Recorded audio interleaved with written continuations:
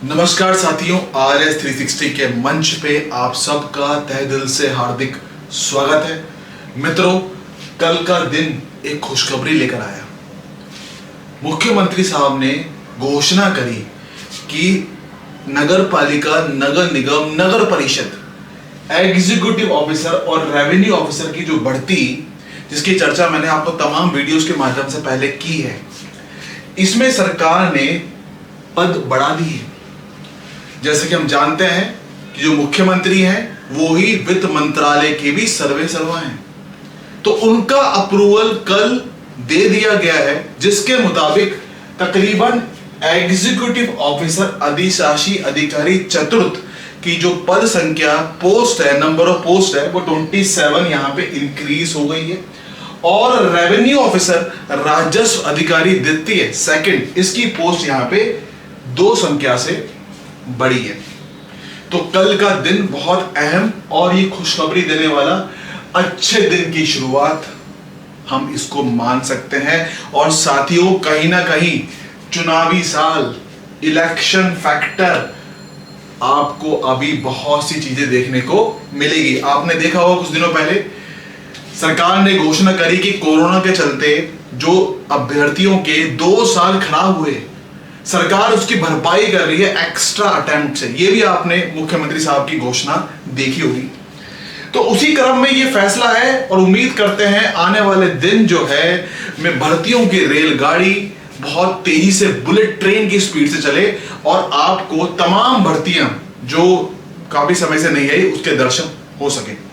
देखिए साथियों, ये वीडियो बनाने का पर्पस, यहां पे काफी सारे सवाल जो लगातार मेरे टेलीग्राम चैनल RS 360 पे जब मैंने कुछ अपडेट किया है, लोग टेक्स्ट करते हैं, DM करते हैं।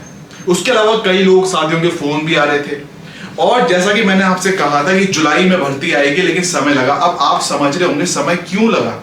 सरकार जो है, मतलब कि ये पोस्ट जो है ये बड़ी है, इसको इस पर्टिकुलर वैकेंसी में शामिल कर लिया जाएगा। तो पहली बात साथियों यहां पे समझने की है, मैं आपके इन सभी सवालों के जवाब यहां पे दूंगा। और भी कोई सवाल हो कमेंट कर देना, या फिर जो मेरा ऐप है RS 360 वहां पे, नहीं तो RS 360 जो टेलीग्राम चैनल है वहां पे भी आप मुझे DM कर सकते हैं। डेफिनेटली मैं आपके सवाल को देख के उसका सटीक जवाब देने की कोशिश करता हूं। खैर, ये जो हमारा पूरी चर्चा इस आज के सेशन में रखी है, उसमें इस सवाल और मैं जवाब देने की कोशिश करूंगा। तो पहला साथियों, काफी कॉमन सवाल जो लगातार काफी लोग पूछ रहे हैं कि इसमें एलिजिबिलिटी क्या होगी, इसमें शैक्षणिक योग्यता क्या रहेगी। तो साथियों, आप किसी भी फील्ड में आपने ग्रेजुएशन किया हो, किसी भी एरिया में, चाहे आपने BA किया हो, BSc किया हो, इंजीनियरिंग किया हो, मेडिकल किया हो, कुछ भी किया हो, आप यहां पे एलिजिबल होंगे। एलिजिबिलिटी में simple graduation in any field. इसको लेके किसी प्रकार की भ्रांति या कंफ्यूजन मत रखना कि कोई स्पेसिफिक फील्ड में ग्रेजुएशन करने पे ही आप एलिजिबल होंगे। किसी भी क्षेत्र में आपने ग्रेजुएशन किया है, यू आर एलिजिबल।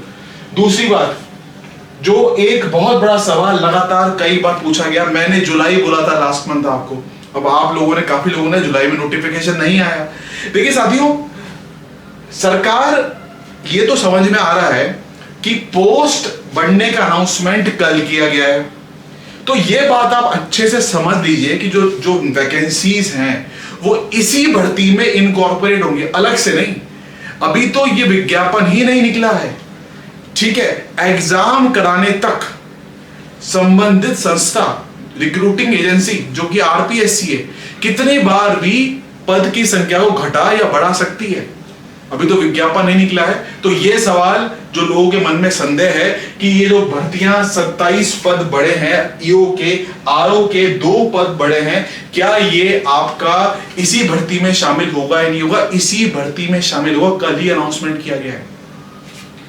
मैं DLB के दफ्तर पहले गया और मेरे कुछ साथी DLB के दफ्तर लास्ट वीक भी गए थे। आप अगर मेरे टेलीग्राम चैनल RS 360 को देखें तो मैंने शुक्रवार को मतलब एक आपका टेक्स्ट किया था वहां पे ट्वीट मैं करने का सोच रहा था, लेकिन मैंने फिर उसको आइडिया को ड्रॉप करते हुए सिंपल टेक्स्ट किया था आपका RS360 टेलीग्राम चैनल पे, आप इसको देख सकते हैं। मैंने कहा था स्पष्टीकरण जो है RPSC को DLB द्वारा भेजा जा चुका है।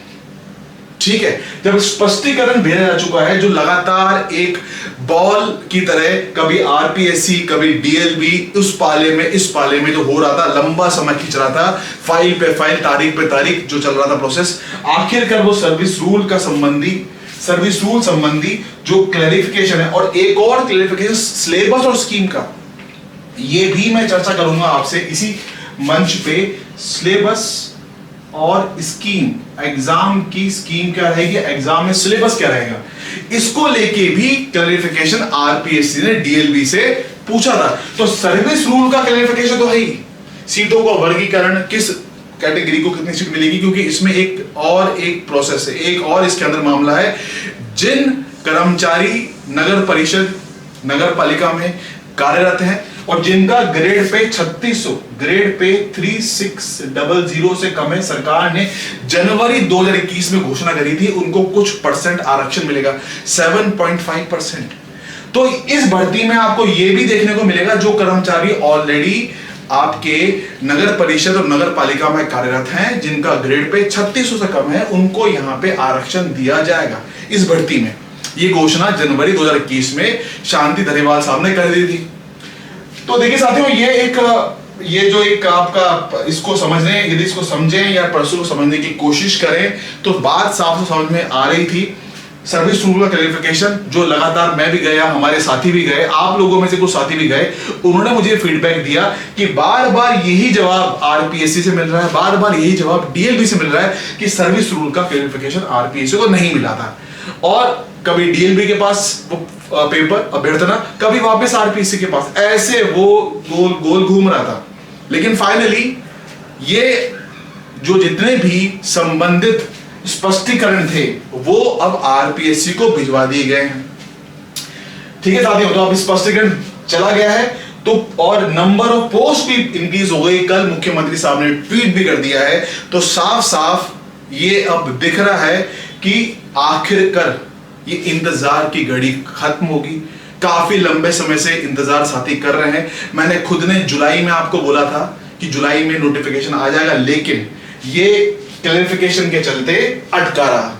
अब जाके ये थोड़ी सी गाड़ी आपके आगे बढ़ी है, तो उम्मीद कर सकते हैं कि आपका जो प्रेस नोट है अगस्त इसी माह में किसी भी तारीख को, अब मैं तारीख को देखो स्पेसिफाई करने वाला ना, तो मेरे को आधिकारिक कॉन्स्टिट्यूशनल सोर्स हो, ठीक है, जो आधिकारिक सोर्स हैं, आधिकारिक सूत्र हैं, या जो हमारे परिचय में लोग हैं, हमने DLB जाके मेहनत भी करी, कुछ साथी RPSC भी गए, और मैं RPSC जाके ज्ञापन भी देता था कि मैंने आपसे कहा था, लेकिन बाद में पता चला कि ये तो स्पष्टीकरण DLB के पास पेंडिंग है, इसीलिए मैं RPSC वहां पे नहीं गया।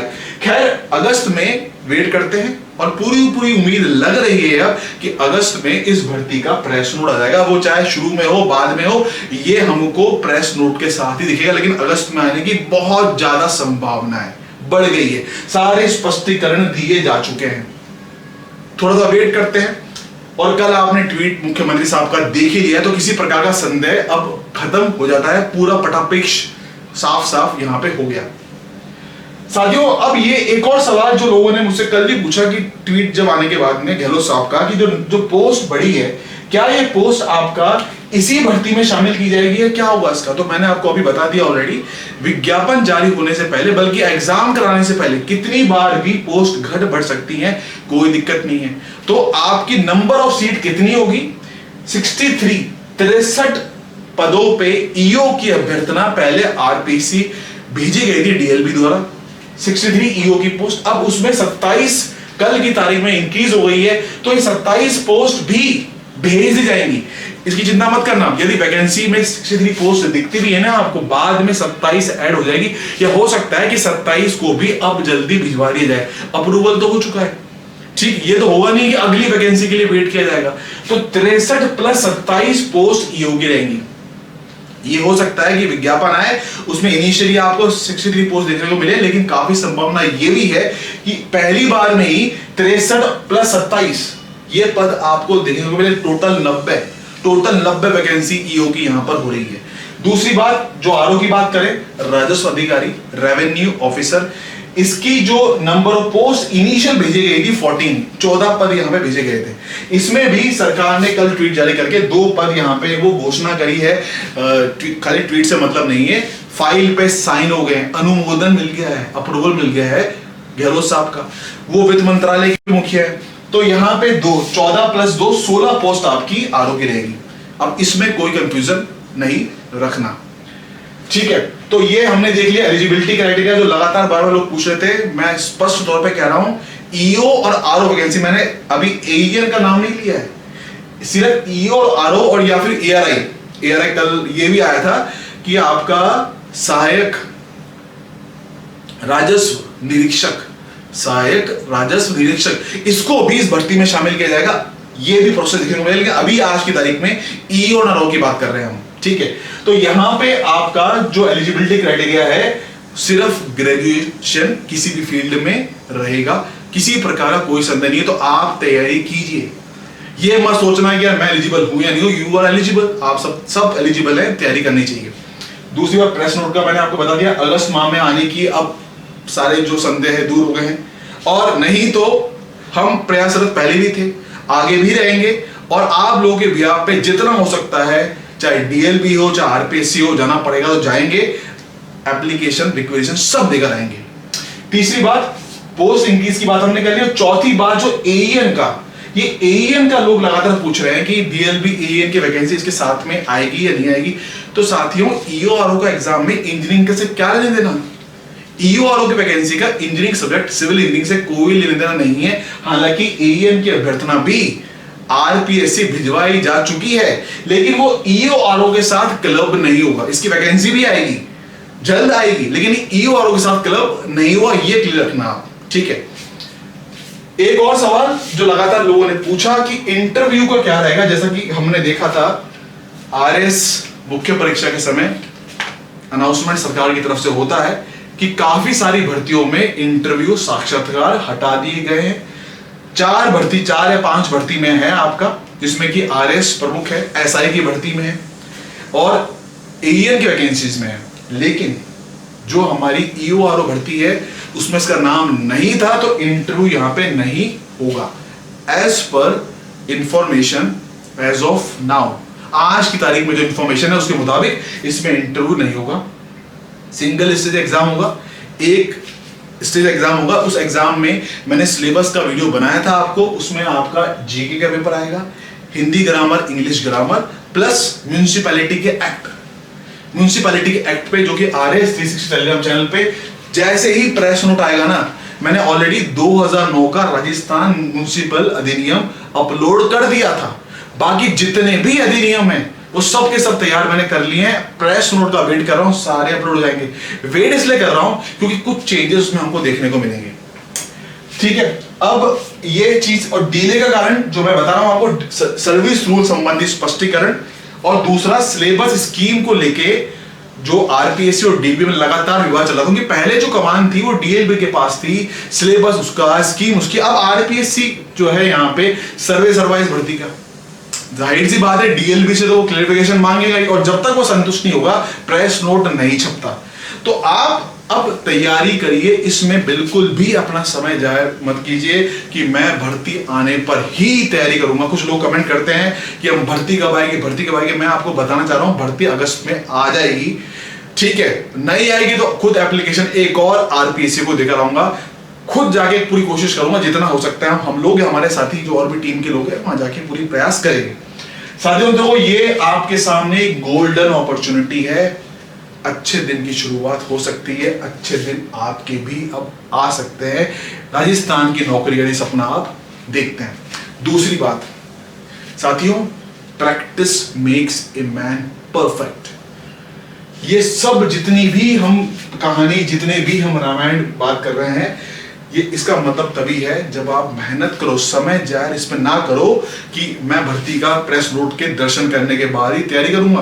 प्रेस नोट आने के बाद 3 से 4 महीने का समय मिल रहा है आजकल आरपीएससी द्वारा एग्जाम के अंदर, बहुत ज्यादा समय आपको नहीं भी दिया जाएगा।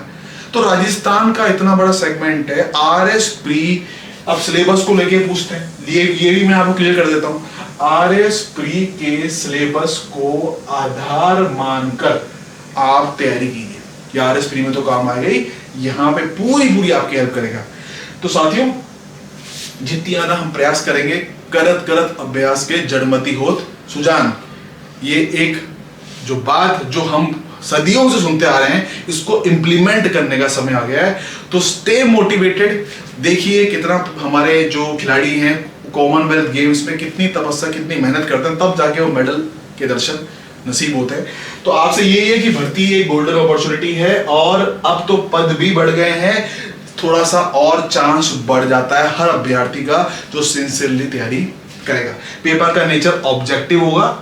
इंटरव्यू का एज ऑफ नाउ कोई इंटरव्यू का इसमें पर्टिकुलरली कोई इंफॉर्मेशन नहीं है, तो इंटरव्यू होने की संभावना नहीं है आज की तारीख में। सिंगल स्टेज एग्जाम है, और जीके का Hindi grammar, English grammar, municipality के एक्ट 2015-16 सिलेबस को जो मैंने वीडियो बना के आपको अपलोड पहले कर दिया था।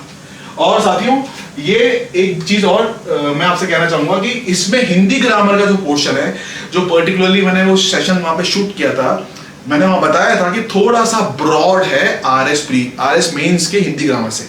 इस बात को भी आप ध्यान में रखें। खैर, ये मैं आपको 4-5 सवाल के जवाब देने की कोशिश की जो बहुत कॉमन थे, जो लगातार लोग पूछ रहे थे। और भी कोई आपका संदेह हो, डाउट हो, तो आप मुझे RS360 Telegram channel, RS360 app, जिसका लिंक मैं आपको यूट्यूब के डिस्क्रिप्शन में शेयर कर दूंगा, टेक्स्ट कर देना डेफिनेटली, उसको भी मैं कवर करूंगा, आपको पर्सनली भी टेक्स्ट कर दूंगा, कोई इशू नहीं है।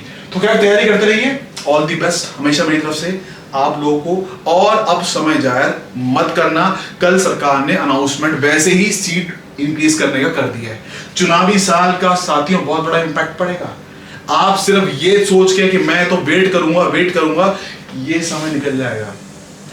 तो ज्यादा समय नहीं लूंगा आपका। Thank you very much. आप सबका दिन शुभ रहे। Have a nice day.